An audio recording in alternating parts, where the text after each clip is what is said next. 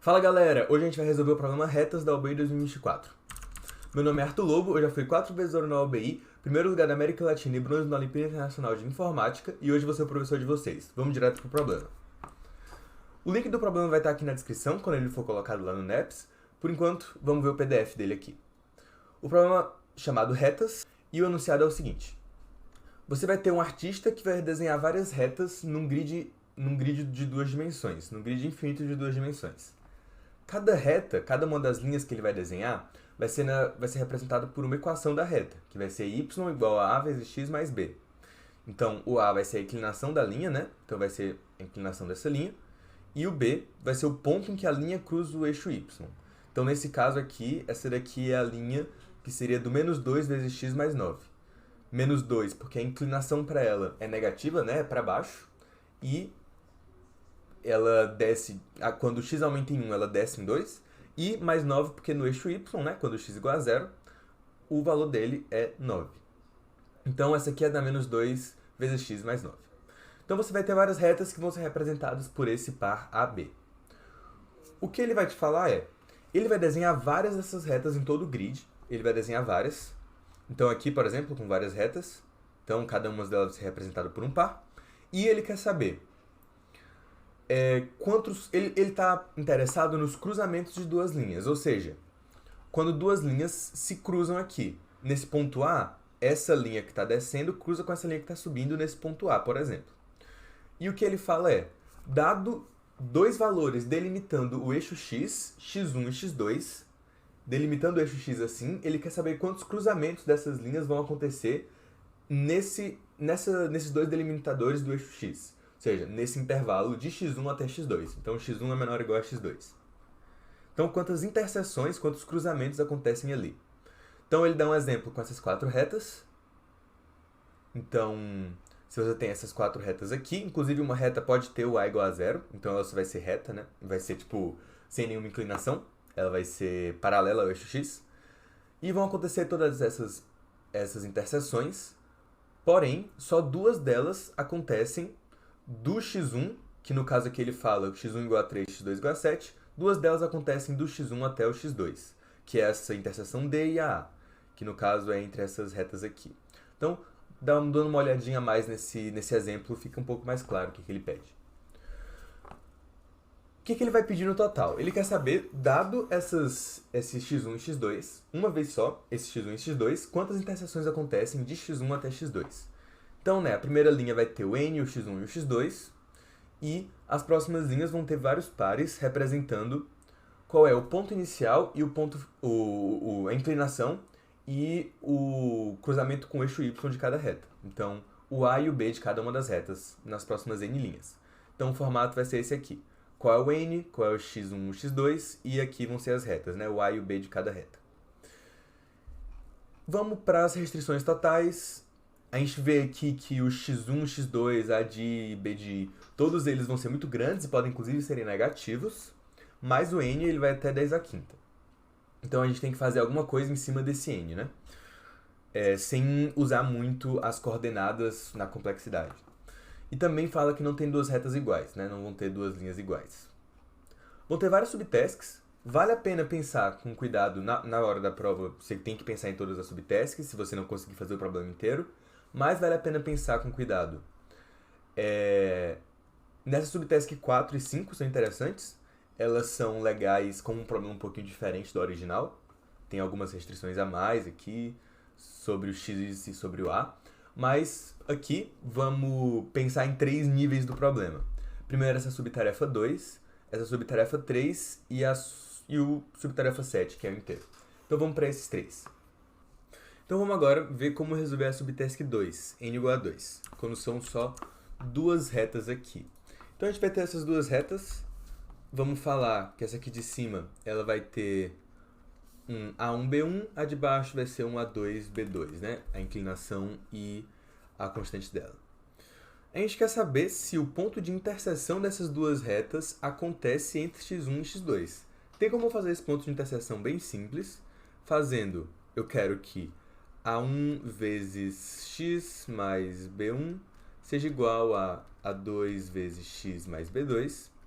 Se eu tivesse a mesma coisa de eu falar que x tem que ser igual a B2 menos B1 sobre A1 menos A2, quando a gente faz a conta aqui. Isso que eu quero. Então isso aqui vai ficar um double, a gente precisa usar double, float ou água equivalente e ver se esse x fica entre x1 e x2, né? Só ver se está maior ou igual a x1, menor ou igual a x2. Esse é o primeiro jeito. O chato dele é que você tem que usar double. Não vai ser muito problema, já que eu só tenho que ver isso daqui. Não vai dar muito problema de erro de precisão, não. Estaria tudo bem fazer desse jeito. Mas vamos ver de um jeito melhor.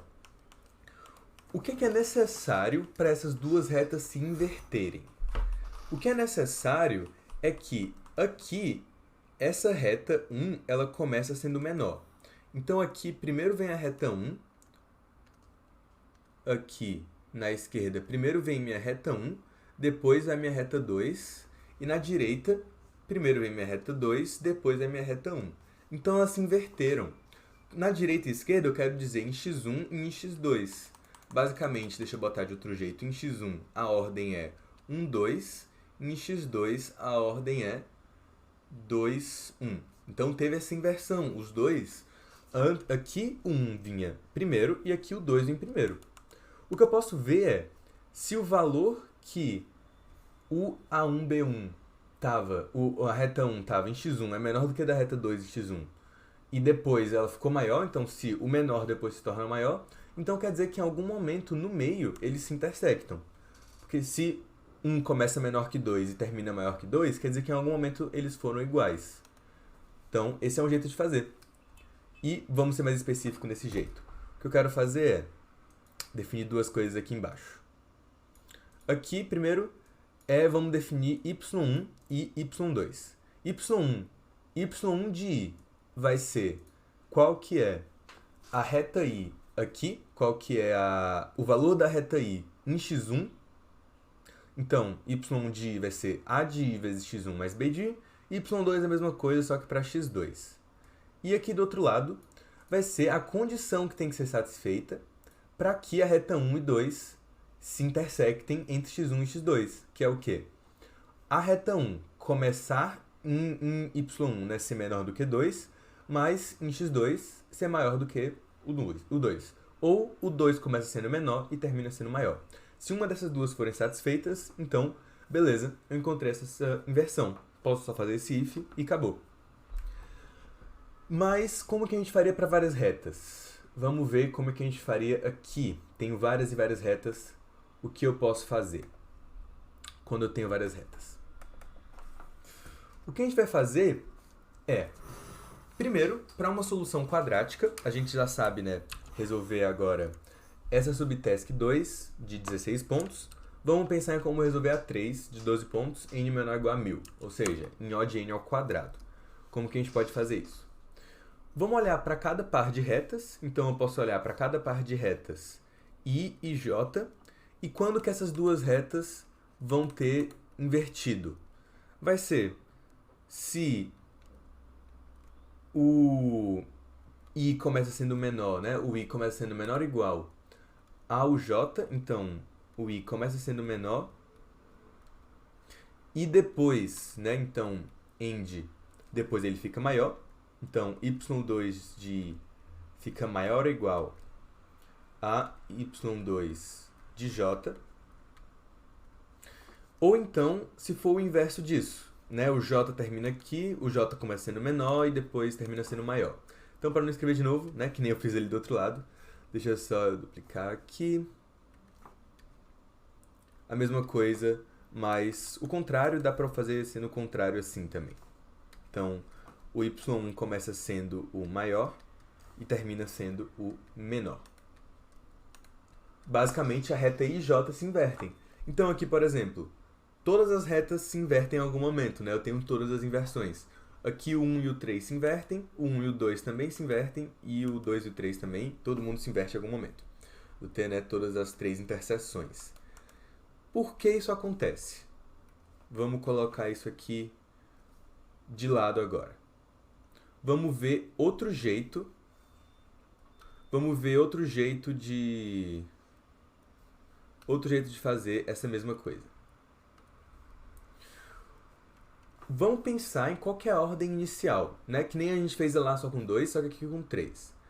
Eu vou ter que aqui vai ser o 1, depois o 3, depois o 2. Essa é a ordem crescente em y1, né? Dos y1s. E dos y2 vai ser o 2, depois o 3, depois o 1. Né? Essas vão ser as duas ordens. Eu quero ver quantas vezes eu tive interseções, só que eu posso só me importar com essas ordens. Com essa ordem aqui e essa ordem aqui. Porque para eu saber, né, que o 1 e o 2, por exemplo, se inverteram, é só eu ver que aqui o 1 está antes do 2 e aqui o 1 está depois do 2. Então eles dois se inverteram. Aqui o 3 está antes do 2, mas aqui o 3 está depois do 2. Então eles se inverteram, então eu posso fazer desse jeito. Deixa eu mostrar aqui um código que na verdade não precisa já ordenar, só preciso saber quais são os valores de y1 e y2. O que é que eu faço aqui? Primeiro eu leio o x1 e x2, leio os 3, e aí eu vou usar um vector. Esse vector P vai falar quais são os dois pontos para cada i, x1 e x2. Então ele vai ser um vector de pares. Eu vou ler AB, e aí eu vou fazer p.pushback, o par entre o y1, que vai ser, né, a vezes x1 mais b, e o y2, que vai ser a vezes x2 mais b. Então, p de i.first é isso, p de i.second é isso. P de i.first é y1, p de i.second é y2, para cada i. Eu começo minha resposta sendo 0. Ens vai ser minha resposta, né? Ens de answer, em inglês, resposta. E eu vou fazer, agora, para cada i de 1 até n, e para cada j de 0 até i menos 1, eu faço de 0 até i menos 1, né, menor do que i. Para não poder contar duas vezes um par, então eu vejo só para cada par ij uma vez só. Inclusive, né, eu fiz 0 indexado, então não é de 1 até n, é de 0 até n menos 1. Eu vejo se ele começa menor e depois termina maior, ou se ele começa maior e depois termina menor. Fica simples, né? Porque é só inverter esses dois aqui. Então, i começou menor e terminou maior, ou j começou menor e terminou maior. E nos dois casos eu faço ens mais mais. Tem que tomar cuidado para colocar um else if, no caso em que, se você colocar if, pode acabar dando alguma coisa errada, nos casos em que os dois começam iguais ou algumas coisas assim. Apesar de que talvez não dê tanto errado, porque não tem duas retas exatamente iguais. Mas, só por via das dúvidas aqui, vamos colocar else if para não cair nos dois ifs, por algum motivo. Eu acho que não dá para cair, mas é bom se precaver, né? Vai que dá. Então, essa é a subtask n menor ou igual a 1000. Essa solução fica n ao quadrado, O de n ao quadrado. Agora, vamos para o nosso problema como um todo. O que a gente quer aqui é uma coisa que a gente chama de contagem de inversões. Contagem de inversões.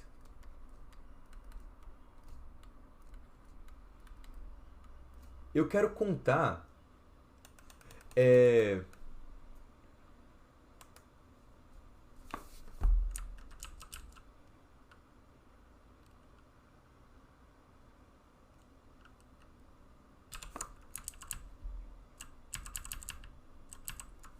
o que eu vou querer fazer aqui vai ser contar a quantidade. Então vamos voltar aqui para o nosso problema. O que é que eu estou fazendo aqui? Eu estou querendo contar a quantidade de inversões. Então, o nome desse problema é um problema clássico, conhecido. Deixa eu escrever aqui. Contagem.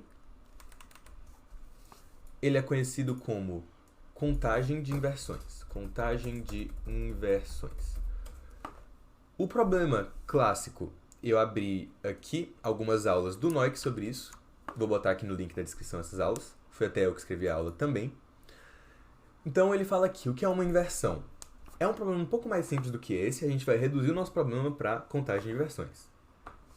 Dado um array com n elementos, um array só normal, de A de 1 até A de n, eu vou falar que i e j estão invertidos se i menor do que j e A de i maior do que A de j. Ou seja, eles estão fora de ordem em relação um ao outro. Então eu quero ver quantas inversões tem no array. Uma inversão é quando eu tenho um i e um j, eles podem estar bem longe no array, mas eu tenho um i e um j, em que esse i, o valor dele é maior do que o do j, então o a de i é maior do que o a de j, mas o i é menor do que o j. Então, i menor que j, a de i é maior do que a de j. A quantidade desses pares é a quantidade de inversões. E aqui eu tinha que o i vai ser menor do que o j e a de i vai ser maior do que a de j. No nosso problema, não é exatamente isso. Porque o que a gente quer é saber quantos y1 de i são menores ou iguais a y2, y1 de j e y1 de i, ou melhor, e y2 de i é maior ou igual a y2 de j. Inclusive, um detalhe, com algumas precauções a mais, eu posso só contar aqui, eu posso só contar esse primeiro jeito aqui, eu não preciso me importar com os dois. Eu posso aqui no meu código, eu estava falando que eu ia só até i-1, né? Eu posso, na prática, ir até n, então eu vejo todos, eu tenho que só ter um cuidado aqui para se for igual a j não contar ele, então se for igual a j dá continue. E para todos os outros, eu vou ver os dois e eu só preciso ver o primeiro caso. O caso em que o i é menor e terminou maior. Porque agora, se eu vejo um par ij e dá errado, depois eu vou ver o contrário dele. Então, não tem problema eu ver só esse caso. Se eu faço para todos os ij's e não só para j menor não só para j menor que i, né? Tirando i igual a j. E aí, desse jeito, eu posso só ver um caso. Talvez eu tenha que tomar mais alguns cuidados aqui, vale a pena rodar algum sample e talvez tenha que adicionar mais alguma condição. Imagino que não, na verdade. Mas, basicamente, a gente pode reduzir para só contar. A resposta vai ser quantos pares i, j existem, tal que y1 menor do que y de i menor que y de j, y2 de i maior do que y2 de j. Ou seja, quantos pares? Aqui o i estava menor e aqui o j está maior. E por que reduzindo, se a gente conseguir reduzir isso aqui para contagem de versões, a gente consegue resolver. E não tem muito por que eu entrar nesse quesito do como fazer contagem de versão. Eu vou deixar aqui na descrição um link para essa aula de contagem de versão que eu escrevi usando BAT. Então, o pré-requisito é você saber BAT, saber compressão de coordenadas também. Isso aqui você pode aprender na hora. É legal você já saber BAT, ou então Segment Tree, um dos dois. E desse jeito você consegue contar quantas inversões existem no array. Se a gente conseguir reduzir para isso. Então, se você não sabe, dá uma lida aqui, clica no link da descrição, dá uma lida nessa aula e volta aqui para o vídeo. Então, assumindo que você sabe resolver o problema de contagem de versão, vamos reduzir isso aqui para esse problema. O que eu posso fazer é o seguinte, eu posso ordenar o meu array. Eu quero contar isso aqui. O que é legal da minha contagem de versão é que o meu i tem que ser menor do que o j e a de i maior do que a de j. Aqui eu não tenho essa condição aqui, i menor do que j. Mas eu queria ter essa condição. Eu queria poder ter essa condição de i menor do que j. O que eu posso fazer? Eu tô sem essa condição e eu tô com duas condições em a de i maior do que a de j. Como se eu tivesse dois arrays, um A e outro B. Eu quero reduzir isso de algum jeito. Como que eu vou fazer para reduzir? Eu vou ordenar todos os pontos por y1 de i. Então eu vou reindexar os pontos pelo valor de y1 deles. Eu vou ordenar todos eles por esse valor. Então, por exemplo, deixa eu dar alguns valores aleatórios aqui pro meu... Vou jogar esse aqui mais pra lá. Dar alguns valores aleatórios pros meus aqui. Digamos que aqui seja, sei lá, 5, aí aqui seja 6. Bota maior. Aqui seja tipo 10. Aqui seja 12. Aí aqui é um 8. Vamos falar que aqui seja um 6. Aí aqui seja um 5. E aqui um 4. melhor que um 3. Vamos deixar assim. Quais que são os pares? O 1. Eu vou ter que o 1 vai ter como par, né? y1 e y2. Então aqui eu tenho o par y1 e y2. O 1 vai ser 3 e 12. O 2 vai ser 10 e 6. E o 3 vai ser 5 e 8. Esses vão ser os pares. Como que eu posso fazer para não ter mais que me importar com isso? E substituir só por de algum jeito substituir só por i menor do que j. Eu posso ordenar todos os pontos por y1 de i. Então eu posso tentar reindexar esses pontos de algum jeito em que agora o que eu precisaria fazer aqui é trocar o 3 por esse 2. Agora eu sei que i ser menor do que j vai significar que y1 de i é menor ou igual a y1 de j. Porque eu ordenei por y1 de i.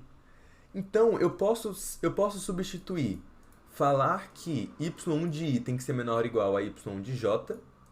Quando eu faço isso, eu posso substituir só por ser i menor do que j.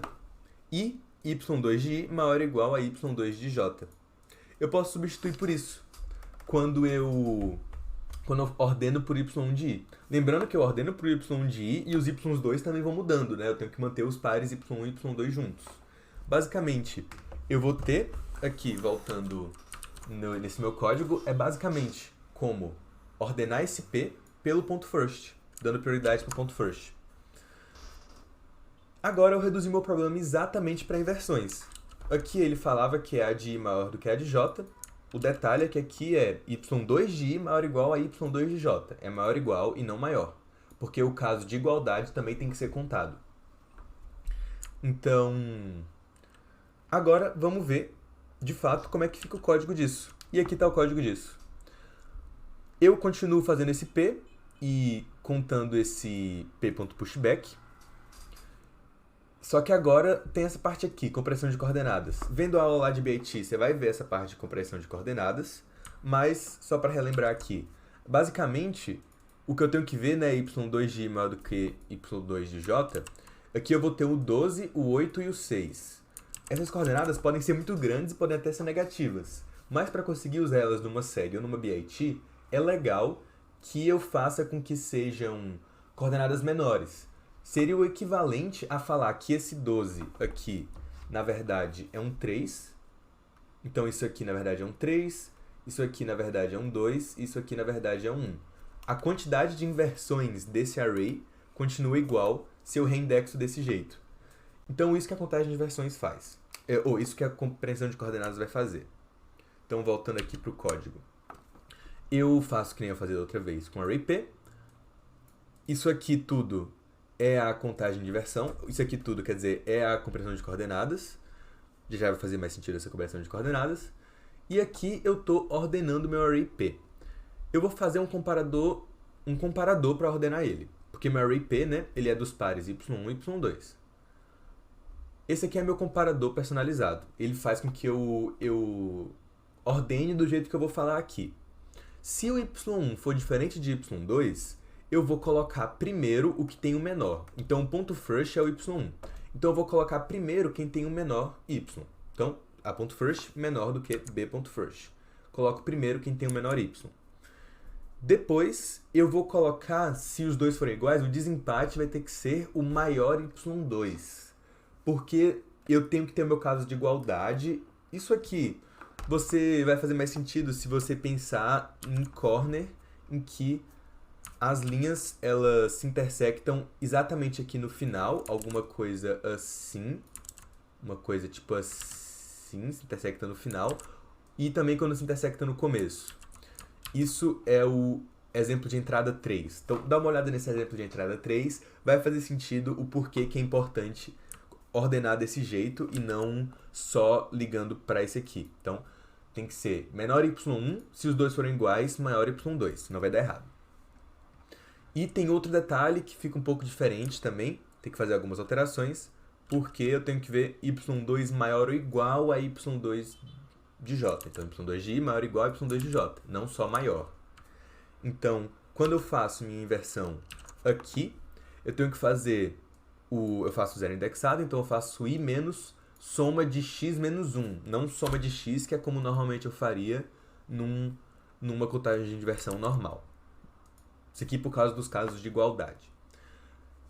Aí eu faço minha compressão de coordenadas para o y2, então vejo, né, basicamente qual que é o y2 desse i, e eu vou contar as coordenadas desse jeito. Os detalhes do código não é tão complexo, sabendo compressão de coordenadas é meio que só fazer isso e tomando cuidado com esses casos de igualdade de quando são iguais no x1 e quando são iguais no x2.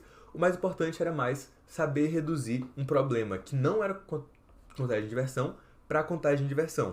Perceber que, ordenando por i, primeiro perceber que era quando um começa menor e termina maior, isso é um cruzamento lá no meio, e perceber que se você ordena por y1, fica a mesma coisa que uma contagem de inversão normal, com esses detalhes de maior ou igual e com caso de igualdade, né? Então, basicamente, para resolver esse problema, os pré-requisitos eram saber BAT, né? Contagem de inversão.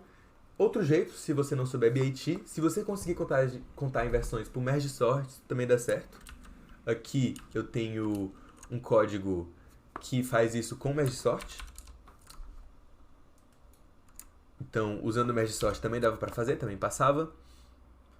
E aí tem que tomar cuidados, né? E tem que usar o mesmo comparador, tomar alguns cuidados. Fazer um merge sort normal, não tem muito porque se debruçar muito sobre o código. E ainda bem os casos de entrada do problema eram bons, os exemplos de entrada, no caso, eram bons, então eles ajudavam em alguns bugs. Então, é isso.